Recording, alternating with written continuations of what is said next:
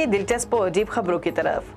भारत से एक अनोखी खबर ने सबको हैरान कर डाला है, जहां पर एक दुल्हन ने स्टेज पर खड़े होकर दूल्हे को इसलिए मुस्तरद कर दिया कि वो पढ़ा लिखा नहीं था।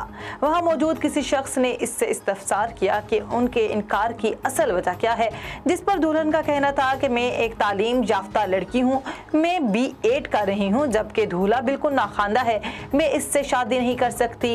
एक शख्स ने फिर दुल्हन से पूछा कि तुमने इससे पहले शादी करने से इनकार क्यों नहीं किया, जिस पर दुल्हन का जवाब था कि मेरा बाप मुझे पैसों की खातिर इस शख्स से शादी करने पर मजबूर कर रहा था।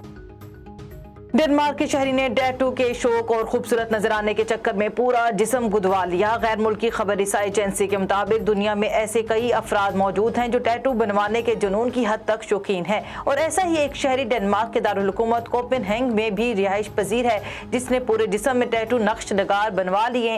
डेनमार्क के शहरी के जिस्म का 95% हिस्सा टैटू से भर चुका है, और इस काम के लिए डेनमार्क के शहरी ट्रस्टियान ने 260 घंटे और 40,000 पाउंड सर्फ किए हैं।